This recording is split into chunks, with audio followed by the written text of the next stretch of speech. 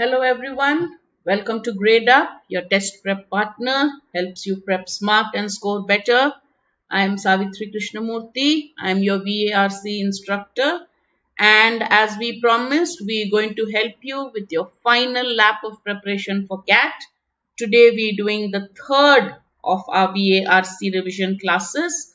We start as usual with reading comprehension passages. Today I have chosen two reading comprehension passages, one slightly easy and one not that easy. Let's see how you do in those two passages. All right, first give me a heads up. How many of you are already in? Hello Kajal. Okay, so like before, like yesterday, that's what we're going to do. I'm going to show you each passage for. By the way, did you attend the class yesterday? Thank you, Abhishek. All right. Did you attend yesterday? I think I remember seeing your names. You did, and then you remember our the way we went about it. Are you happy with that way? Hello, Saurav. That I show you the passages first, 45 seconds to a minute per slide, right? Then I send you each question. You answer all the questions in the set and then we discuss the passage. Is that fine? All right. Hello, Prasanna. All right. Now, when we are discussing the passages, that time I will take you back the questions. I will take you back to the passages so that you can cross check. All right. All right. Hello, Swami, Sai Harish, Priya. A very warm welcome to all of you. Shall we start? We have two passages. I can't wait to get started. I hope you can't wait to get started too. So as I'll repeat again, I will repeat, not repeat again. Repeat again is grammatically wrong. Why? Because repeat means say something again. So it's called a redundancy. You can't keep me away from grammar. Even if it's a reading comprehension class, I'm talking about grammar and usage. Okay, 45 seconds per slide. If you cannot read something in the middle, do not panic. As you read, quickly recap the main points of the paragraph. Move to the next one so that by the time I finish showing you the passage, you remember at least 50% of the passage. All right? Okay. Shall we start? Yes. 45 seconds to a minute.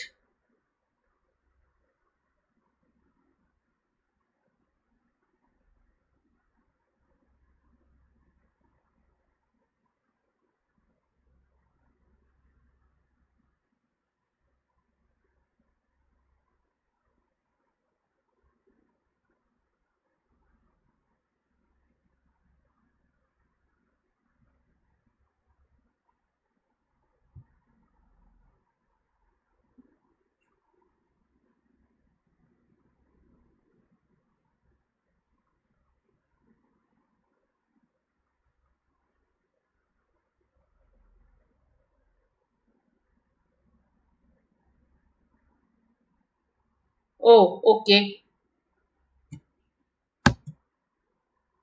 Has it gone? Has my picture gone, Mansi? Mansvi. Has my picture gone now from the slide?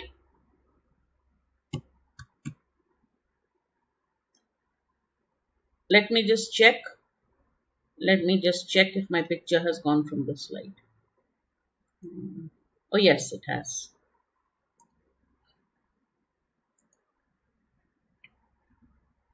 All right. So shall we go to the next slide now?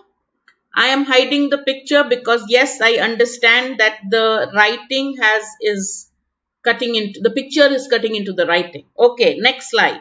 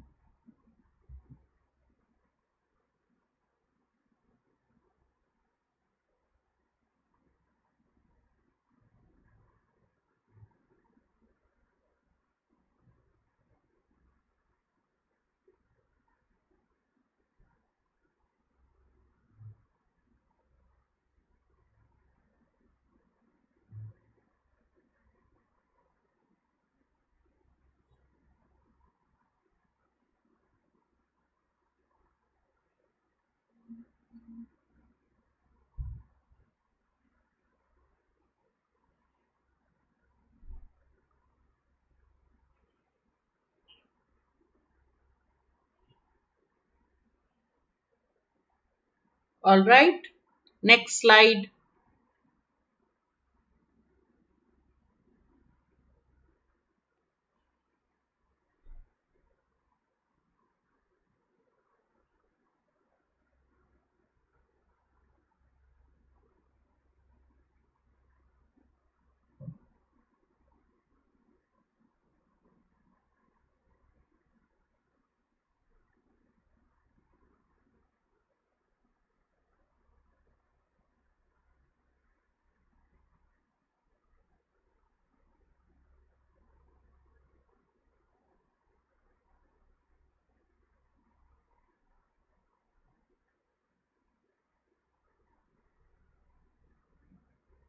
Things you know.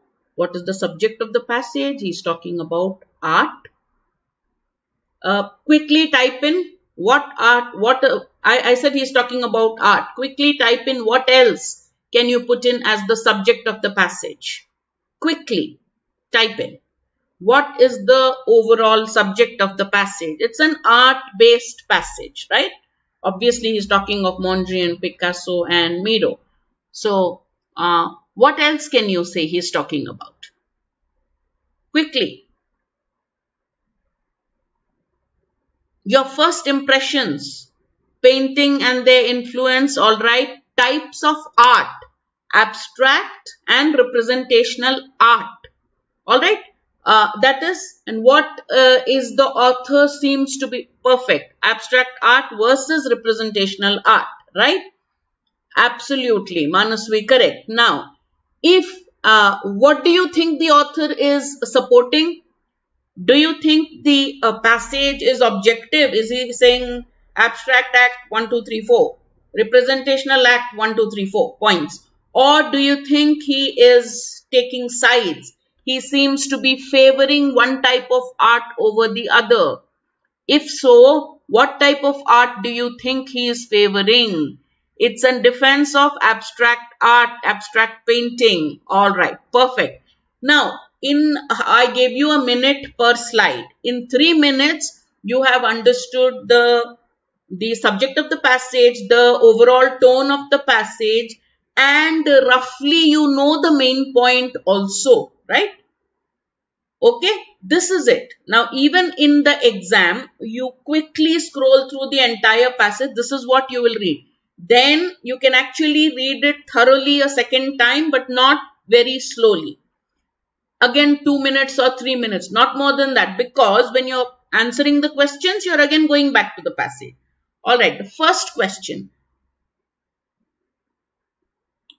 Okay, first he mentioned points about representational art and then he seemed to support abstract art. Correct, Harish. Now, first question, read the question, understand all the answer options, and then decide on an answer. If you want me to show some part of the passage again, let me know. All right. I'll again give you, I forgot to time you, otherwise I give you about a minute per question, because I believe you should not hurry when answering questions. You can read the passage really fast, but you have to read the entire passage. So I'm getting a lot of answers. On one side, the app students haven't answered yet. On the YouTube, I'm getting a lot of answers. This is multi-streaming, so my eyes are darting to the left and right to see what answers am I getting. All right. Kajal, Abhishek and Prasanna think it's D. That is all of the above.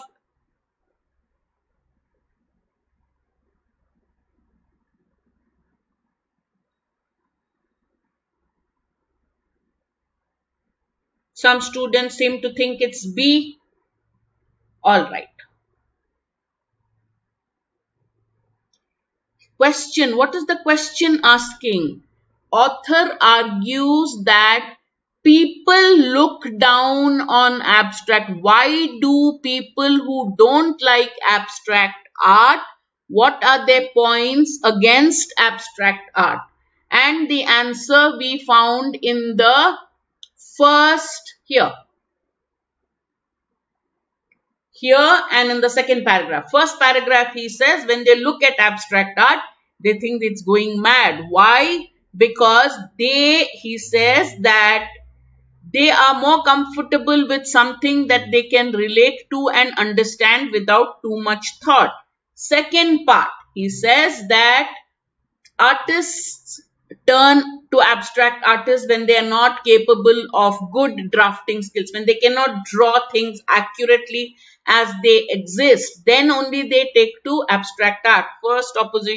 First criticism against abstract art. Second, the purpose of art is to create something of beauty which is orderly and a logical composition, but abstract artists compose their pieces irrationally. 3. Art should portray the ideal and the real, but abstract art does not portray the ideal and the real. All three reasons are given here. Modern abstract art does not portray the ideal and the real. Abstract artists are not good draftsmen, and abstractionists compose irrationally. Therefore, the answer is all of the above. A past CAT question paper, but it was a paper-based test.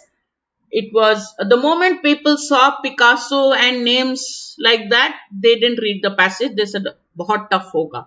Isn't? Most of the questions are direct. So, first question, answer is D.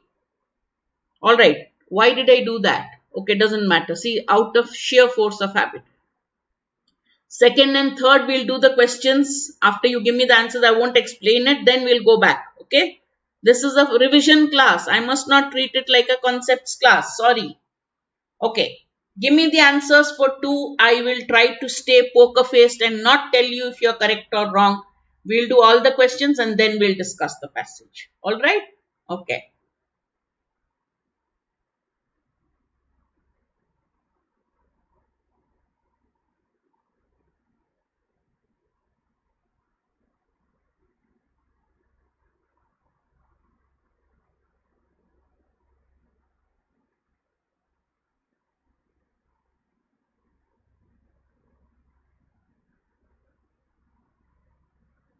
Question 2. What's the answer?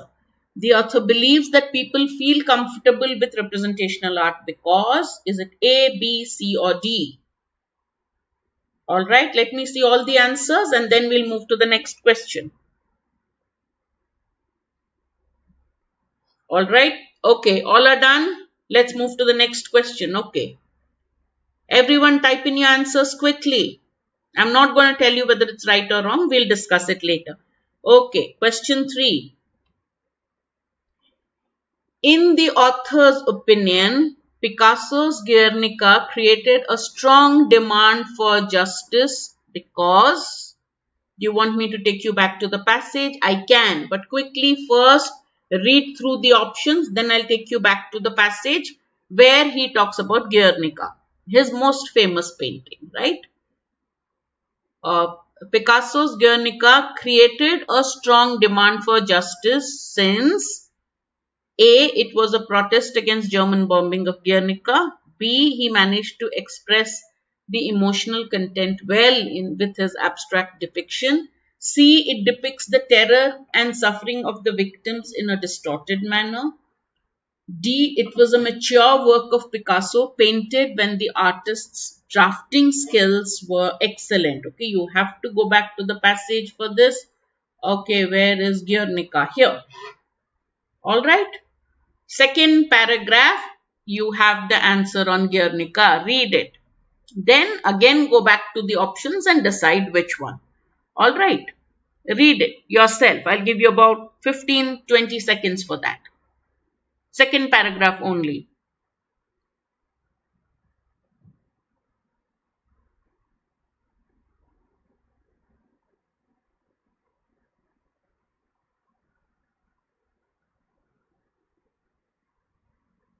All right. Read it. Okay, somewhere.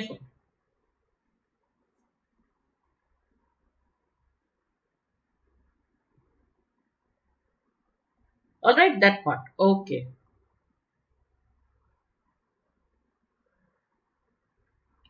What's the answer?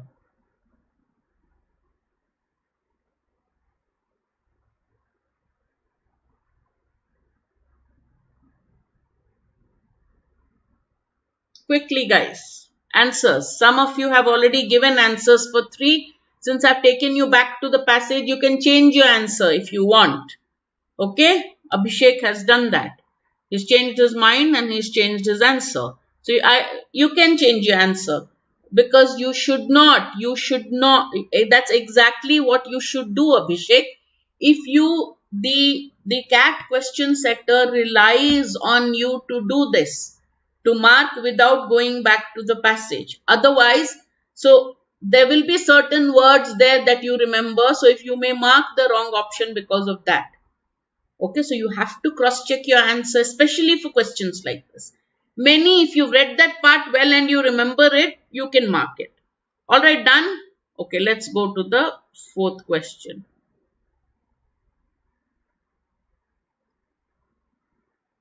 We will discuss all the answers later. Question 4.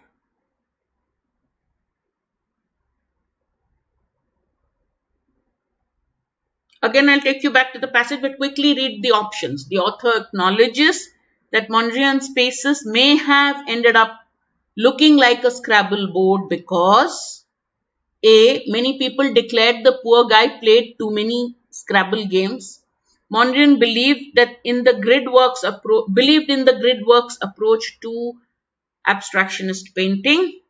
He was trying to create the message of simplicity and rational order, or he learned from his tree series to evolve a grid system. Why does the author say, yeah, I agree that some of his paintings do look like a Scrabble board?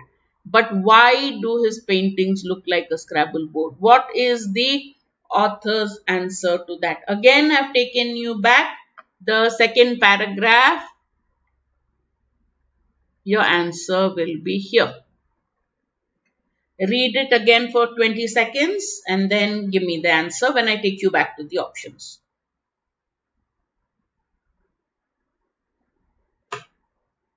From here. That also is an art, finding the correct part of the passage to refer to. Where is my pen? For me, the biggest, yeah.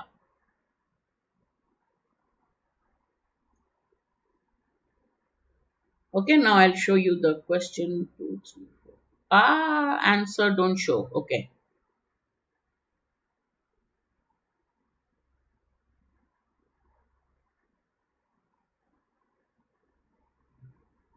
All right. Give me your answers quickly. I have seen only 2 answers here and give me the question number along with it, guys. Okay?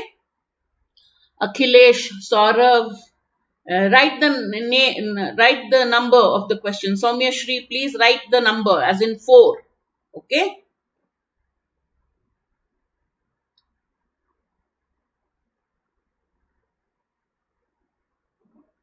Okay. Lot of answers in. We'll move to question 5. Okay? All right. Good, good. I'm not telling you whether you're right or wrong. I'm happy that the answers have come in. All right. 5th question. Good. All answers, many answers have come in. Let's look at question 5. The main difference between abstract artists and representational artists in the matter of the ideal and the real, according to the author. According to the author, what's the main difference between an abstract artist and a representational artist in reference to, in the context of the ideal and the real? So specifically he is asking, when we're talking of the ideal and real, the difference between the abstract artist and the representational artist is this, said the author. What did he say about it? How each chooses to deal with reality on his or her canvas, the superiority of interpretation of reality over the production of reality, the different values each attached by each to being a historian, or D, the varying levels of drafting skills and logical thinking abilities.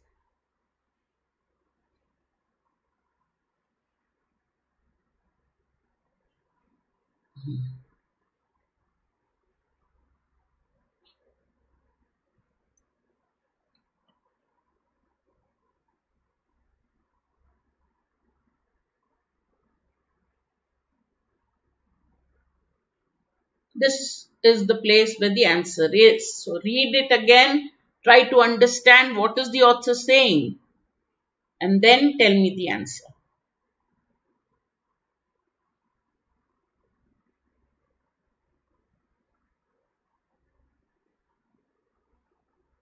Okay, I'll take you back to the question.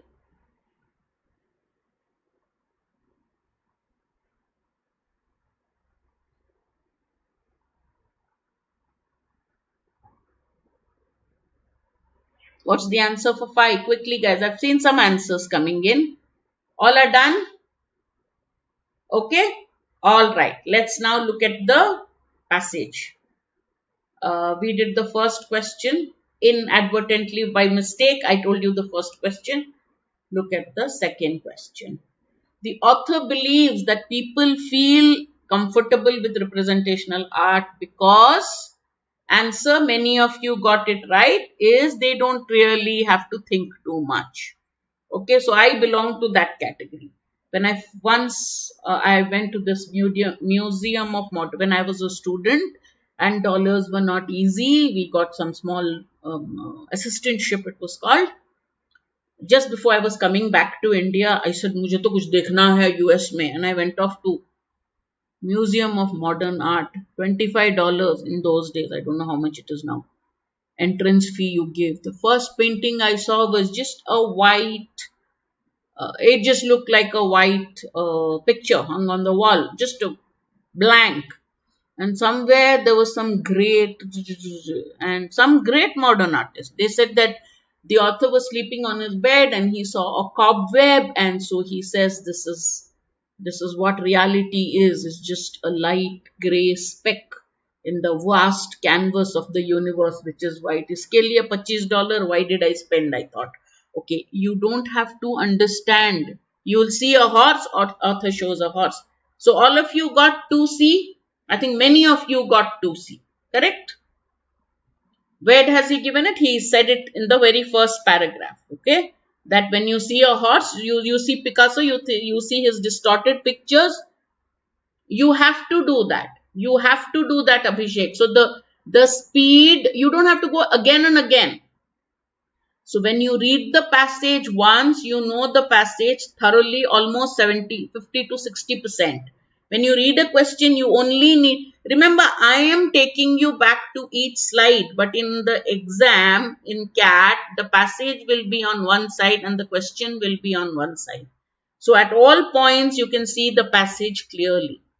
So you just need to refer to those lines of the passage which are relevant and answer.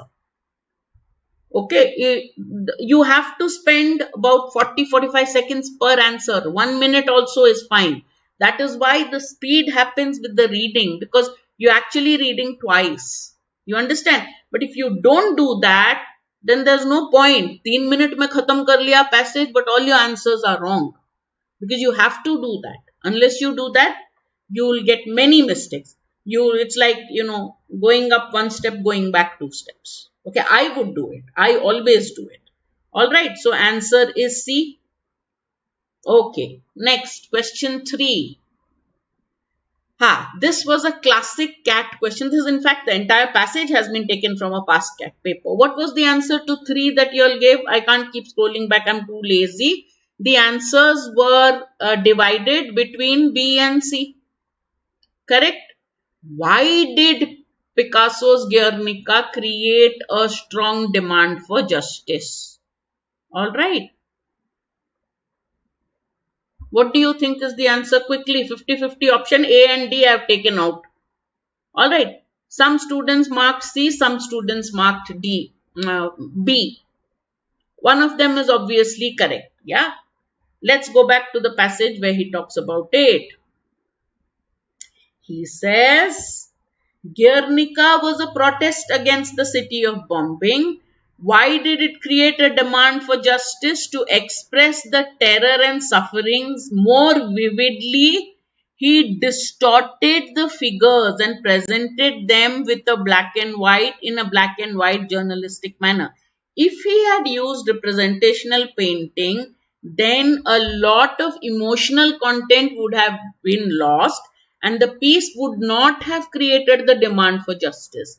So the fact that he depicted it the way he did had an emotional content with the people, it had an emotional appeal and created a call for justice. Now, what is wrong with question 3 is he did not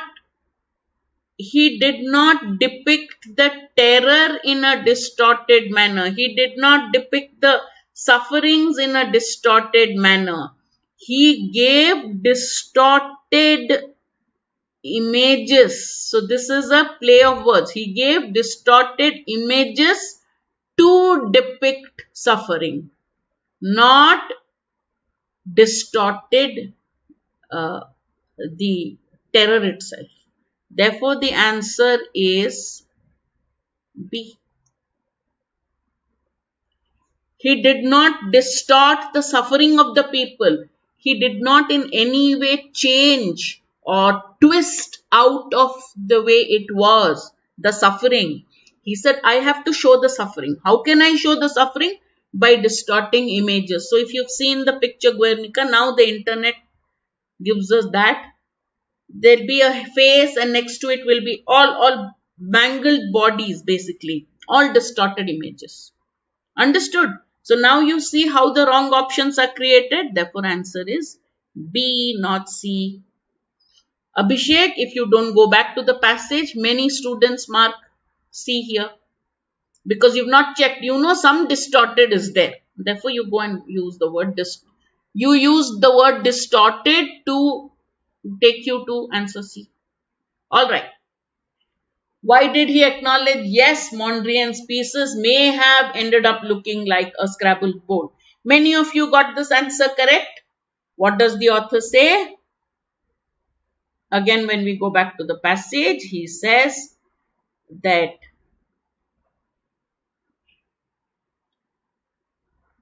here.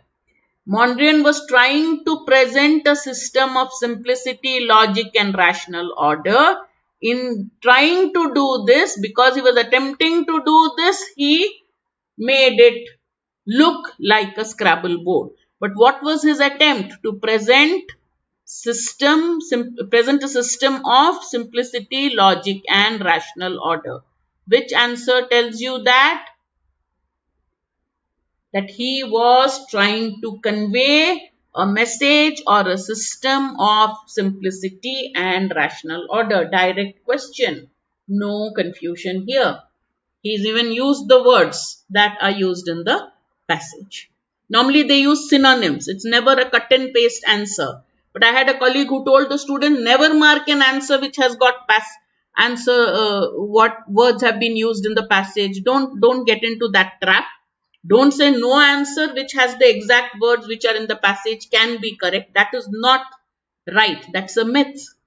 Sometimes they give you words which are used in the passage. Yes. Most times they use some other words. Alright. Okay. Main difference of representing ideal and real. What's the main difference? He told that what is the main difference in the last paragraph. What did he say? The main difference is to the representational artist, reality is what he sees with his eyes. To the abstract artist, reality is what he thinks or feels he has seen. So one depicts reality as it is, other depicts his perception of reality. Which answer does that? How each chooses to represent reality. Whether as it is seen or as you think you have seen. There's a difference. Right? Therefore, 5, the answer is A. Alright. Easy passage, direct questions, but the answers could be a little troubling if you are slightly presumptuous and you say, Sab kuch yaad hai. You never should do that. So when I hurry and try to do a passage, I face the same problem. 5 minutes hai class ke liye. Let me quickly go through the passage and see that I work out all the passages before class. Alright, let us start reading the second passage now.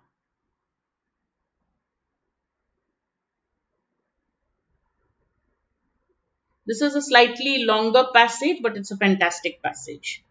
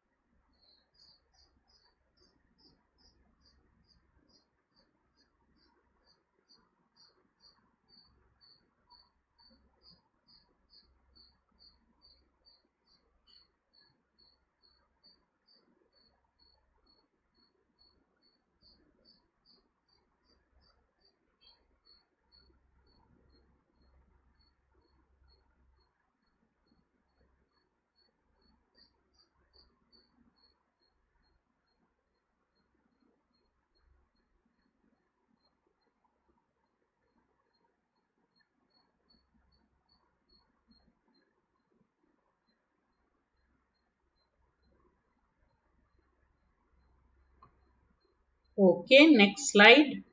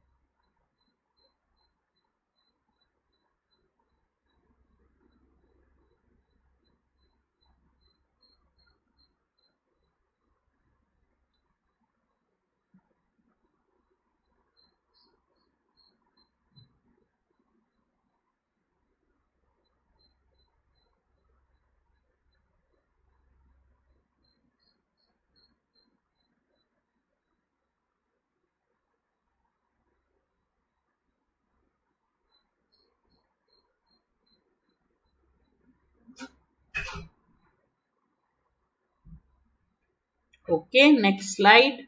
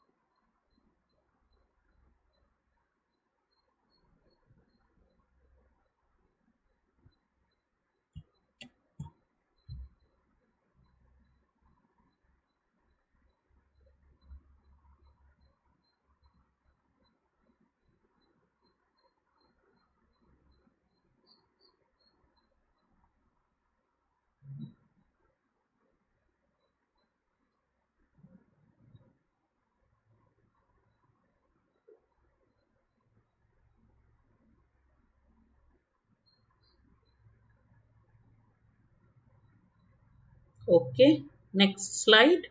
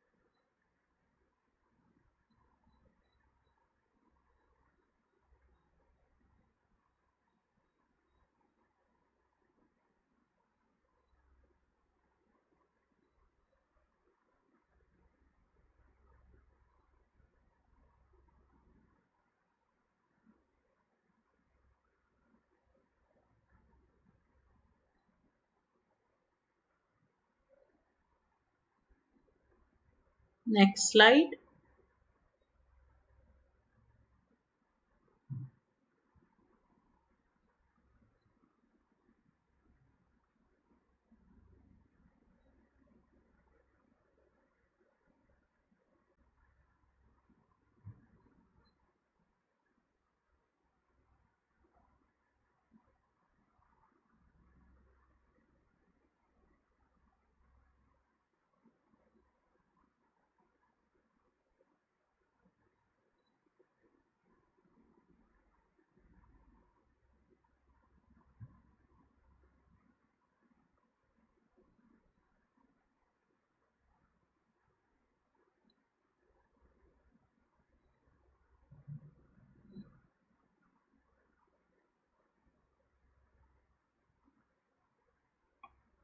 Okay, passage is done.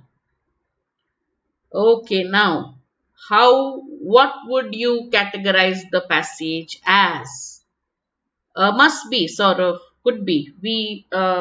The content developers at Gradeup are doing a fantastic job, but I normally take it from either Aeon Essays or The Guardian or The Economist. They keep varying their sources. Yeah, that's what they do. To keep it, at par with the cat passages, both in terms of subject and degree of difficulty. The first one was a past cat paper, question paper. This one has been created by our content developers, and I thought they did a great job. I said next time just shorten it slightly so that it will be entirely okay. Yeah, he is talking about Aristotle, but more than that, Aristotle is the subject.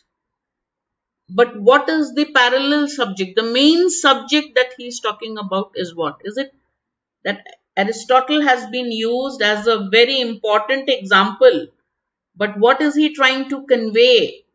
Basically, main thing is about literal speech versus messaging also, right? It talks about Aristotle's views on slavery and then goes back to whether it is wrong or correct. So parallelly, there is a message on the difference between literal speech and messaging, right? Non-literal speech. All right. Okay. Yes, that's also part of it. So there is a main point. It is Aristotle and slavery, but it is also about literal speech and non-literal speech, which is messaging. All right. So you've understood that. Now let us look at the questions. Okay, and then we'll discuss this. Which one captures the main idea? It's the main one also, Harish. He's talked about Aristotle's slavery throughout. Okay, so it is a theme that is going throughout the passage. Okay, all right. What is the main theme of the passage?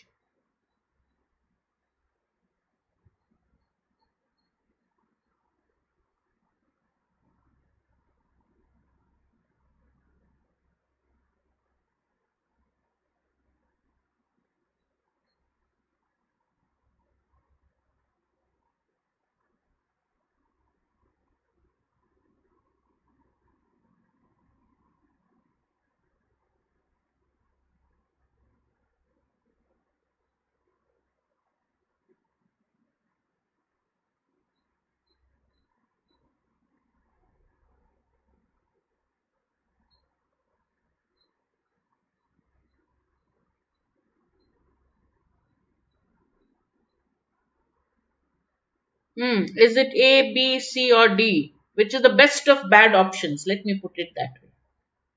All right, some answers are in. Quickly.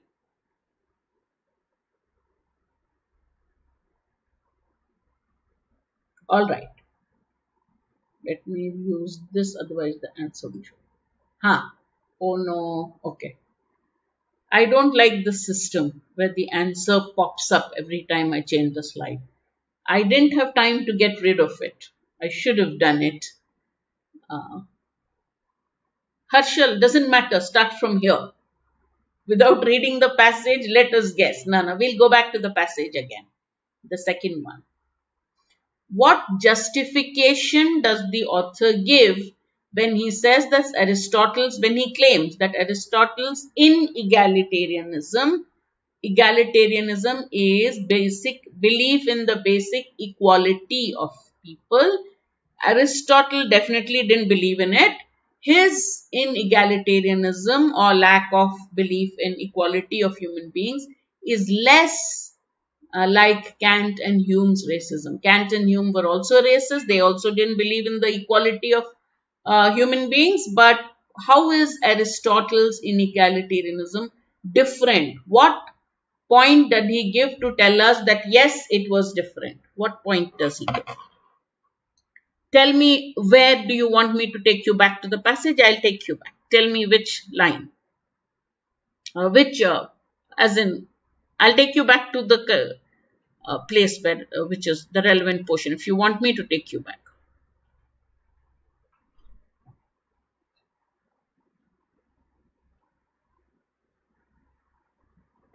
I'll take you back to the passage where he talks about Kant and Hume, right?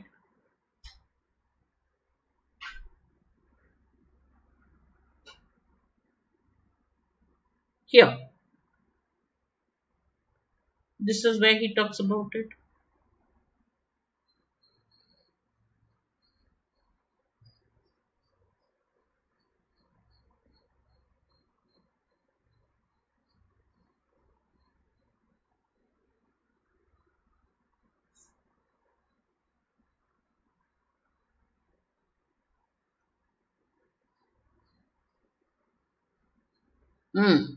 So read and say.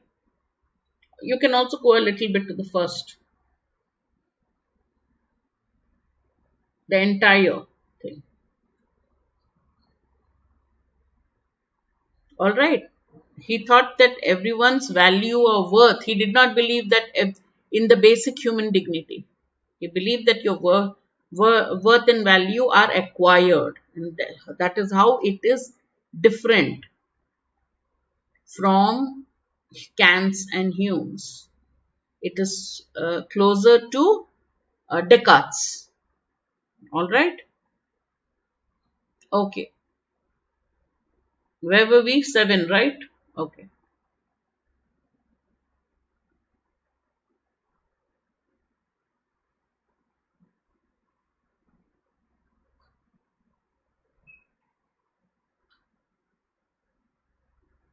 Quick, I want the answers for 7. Put the question numbers, then we'll move on to question 8. Okay, Abdul's come up with an answer. Sai Harish, Prasanna, Saurav.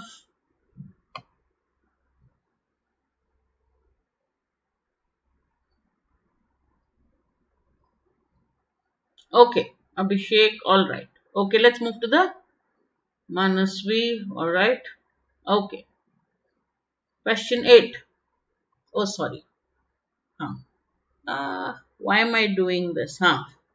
Which of the following is the author likely to agree with? Which one goes with the main theme of the passage? So the author will agree with the main point, right? So you know what the author's main argument is. Which one is closest to that, what he's trying to say?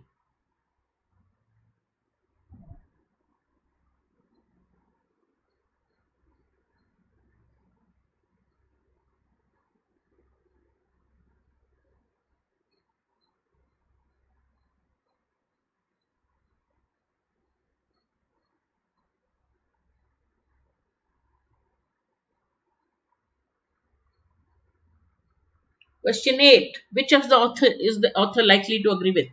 A conversationalist should avoid hostility by treating the words literally. Speeches used in political elocution have a message and an agenda. A petition is an example of a coded message and is essentially false. Literal speech aims at conveying the truth, while messaging always aims at prevarication. Prevaricate means to avoid the issue. All right. Okay, let's go back. All right, here. He says that somewhere here he starts with this. He says that from here, Aristotle gave his opinion which we none of us agree with. But the problem is his opinion, he says, grew out of his observations of his time. All right, then he says that listen, don't treat Aristotle as your enemy interlocutor, the person with whom you are having your conversation may have a different opinion. You don't end up hating him. You listen to him. The answer is to take him literally. And then he talks about literal statements as opposed to non-literal statements with examples. Literal is just saying something because you want to make a statement, believing the truth of it. But messaging is where you are not, it is not, you don't take the message in its literal meaning. You try to find hidden meanings in it. So advertising and public oratory or political oratory is a kind of messaging where you look at the context to the literal speech. So now, would he therefore, where is 8? So which one would he agree with? Conversationalist should avoid hostility by treating the words literally. Literally, he said, philosophers, you don't treat the interlocutor with hostility, all right? But don't treat, if there is a message, why would you treat the words literally? So that doesn't make sense. Speeches used in political speeches or elocution have a message and an agenda, definitely true, because politicians always have a message. They don't say something for the sake of saying it, and you start reading messages into what they are saying. B is definitely true. A petition is an example. It is essentially false, he does not say. He says a petition is a non-literal thing. Just because 100 people sign it doesn't mean it is correct. But that doesn't mean he is saying that petitions are always wrong. Same thing is messaging does not, message is always conveying some meaning, but does not mean it always aims at prevarication. That part is not correct. Prevarication is to speak in a roundabout manner, to avoid the truth, not tell the truth, to lie, to evade, that's called to prevaricate. Alright, to speak in a roundabout manner. Therefore, the exact correct one would be B. Alright, okay, next question. What is a good title for this passage? Aristotle and his philosophy of anti-liberalism, Aristotle's prominence in philosophy, in favor of Aristotle, or should we cancel Aristotle? Again, the best of bad options. Nothing is perfect. None of the options are perfect because the title should tell the story of the passage as well as it can. None of the topics are doing that. But given the 4 topics, which one do you think is a better one?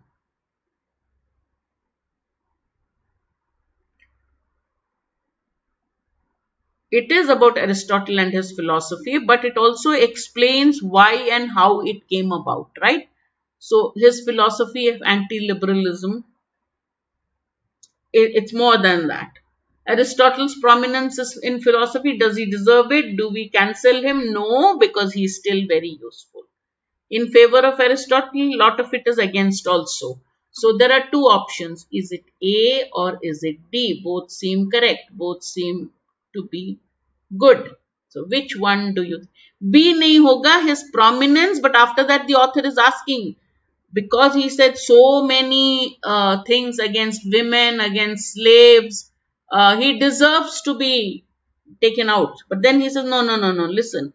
Political science, he is the first philosopher. You actually it starts with Socrates, then Plato and Aristotle.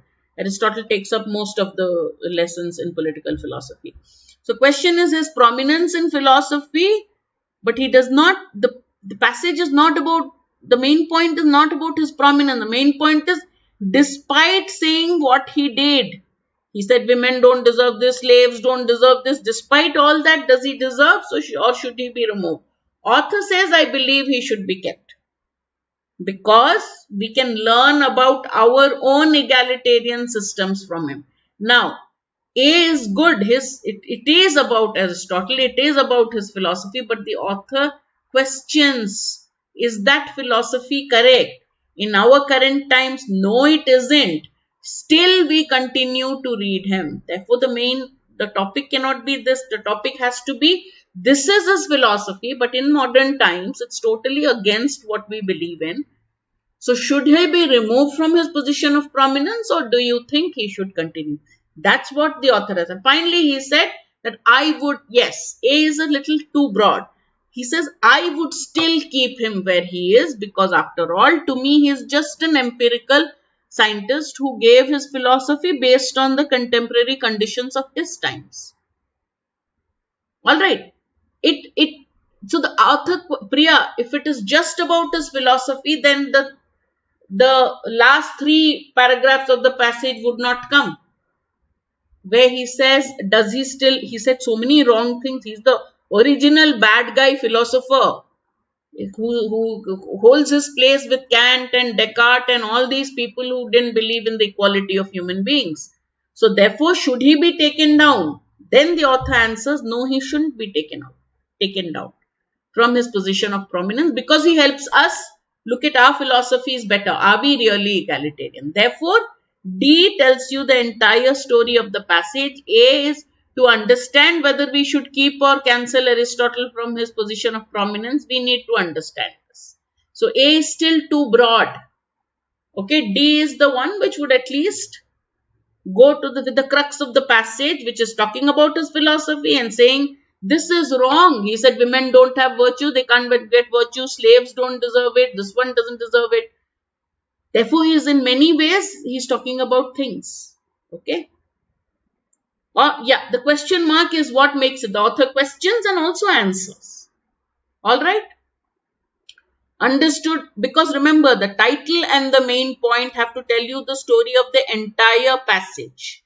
So, A becomes too broad. It's not talking specifically of what the author is actually trying to tell. Understood? Okay. All of the following are the traits of a free speech except. So he talks about free speech versus messaging. Remember?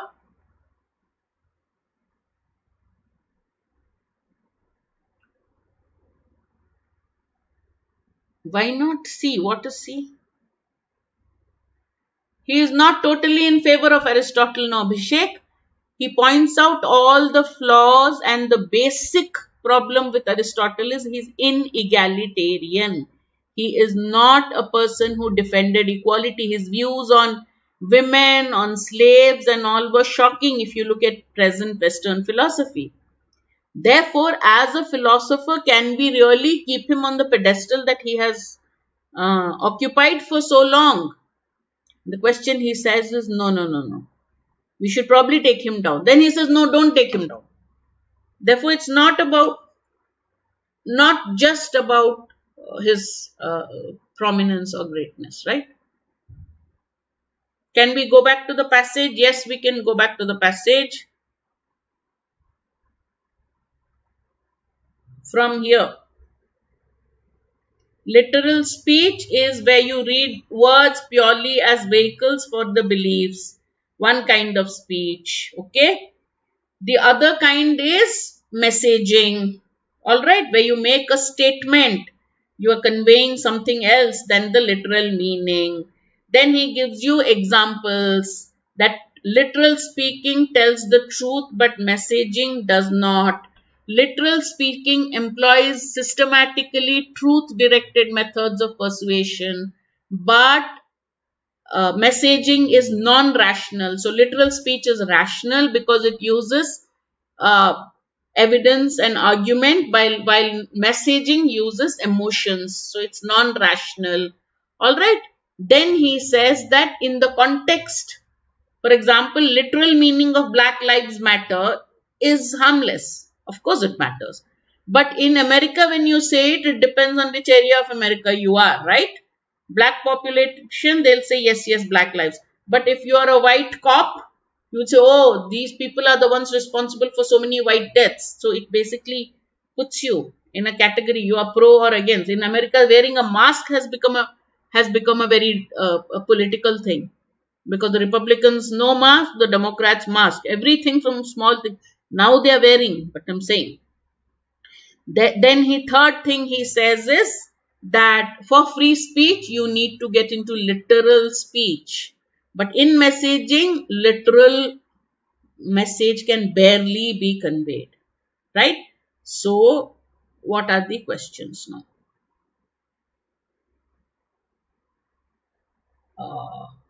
It promises a possibility of disagreement without enmity. Yes, because he says in literal speech, you accept what the other person says. He has a different point of view, but you just take it as it is. Just the way he asks us to treat Aristotle.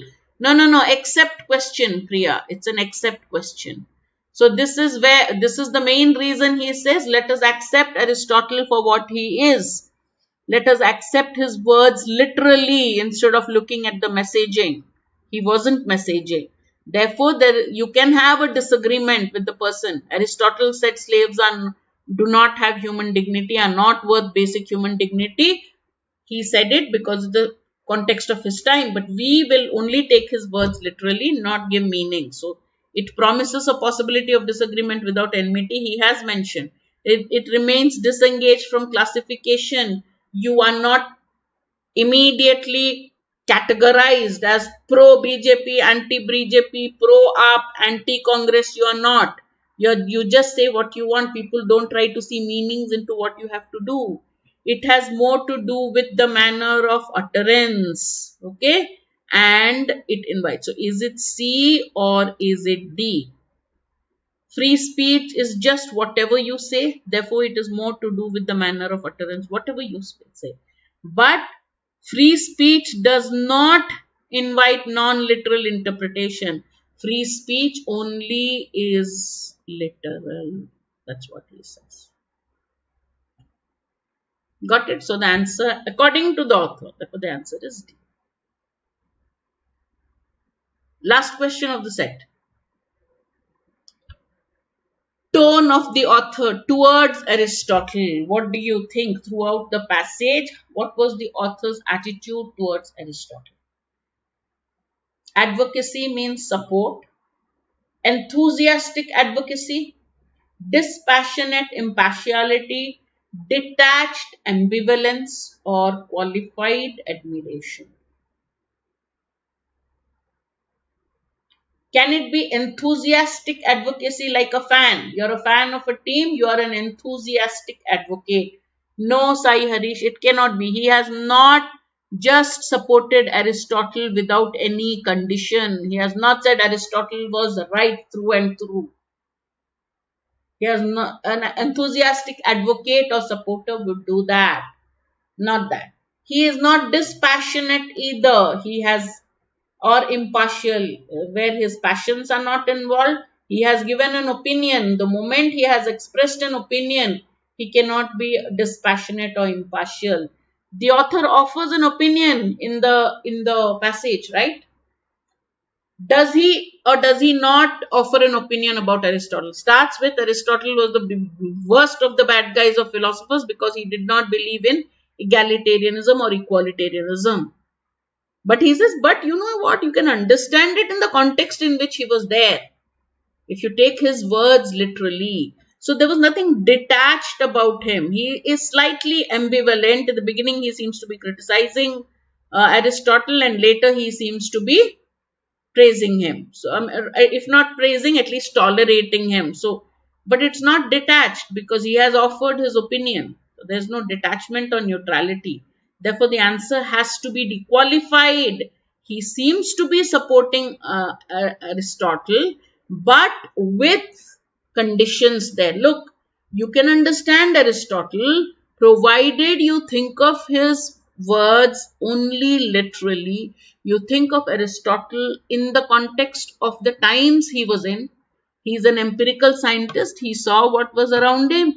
When he saw people around him, he saw that the women were treated as inferior. So that inferiority of women got into his philosophy.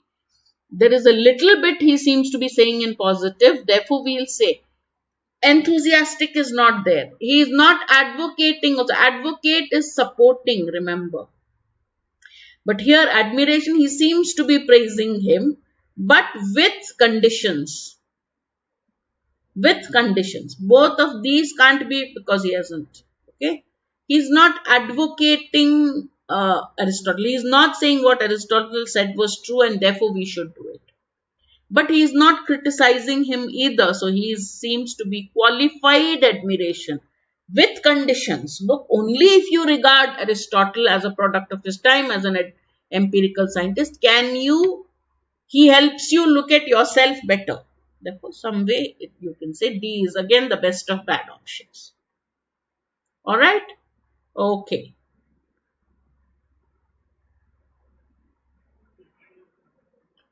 we have we keep the series of revision classes continue both on YouTube and on our app at 12 and 2. So there are days when we are having it at 12. There are days, or both 12 and 2. On Thursday, it's only at 2. Friday, it's only at 2. So do take a screenshot of the schedule for the revision classes. Both this and the next slide, okay, and don't miss them. So it's basically either at 12 or at 2 or at both. Sundays it's at 3:30, so the afternoon slot, that's when you have to keep yourself free. We have 10 revision classes for VARC. I counted it so that I know how many classes I have and I can accordingly teach. And of course, you have Quant and LRDI and everything along with it. So make sure you attend your classes and make sure we help you in that dream to get into your IIMs. Those of you who don't want to join a course but want lots and lots of practice questions, there is one more. There is the green card for MBA exams, which has all the tests. It's a test series. It's basically an online test series. So you can look at that, and for just the last few months, because there are other exams as well, CAT, CMAT, that is an option you can look at. It's an excellent platform to practice for the exams, an excellent revision platform to look at your case. Okay. Any of you who want to get into CAT 2021, if there is anyone who's just taking 2020 for the heck of it, I wouldn't advise you. I tell you, when you're planning to sit for an exam, do it with 100% focus. What suggestions? Just practice right now, Harish. At this point, it's about taking as many mock tests as you can, revising concepts, and also taking tests so that your timing and strategy is in place. That's very important, right? Even if you know the fundamentals, practicing those tests, especially the section test and the entire test, is very important, because time is, as a concept, how much is 1 hour, how much is 40 minutes, is difficult. So we have a lot of new pattern mock tests. Get into that. I get at least one day free, I want to make one new pattern mock test, create one myself. But so many revision classes, I don't know if I'll get the time. I would love to, but let me see what I can do. All right. So wishing you all the best for your preparations and for the exam. Be here. Ask us any questions. We are here to help you. I will see you very soon. Subscribe to our YouTube channel. Press the bell. If you liked the class, enjoyed the class and found it useful, then and then only press the like button. All right. And download the latest app of Gradeup so that you can attend all our app classes. I would love to see you in our classroom, our courses as well. All right. So this is Savitri Krishnamurty signing off for Gradeup. Prep smart, score better, go Gradeup.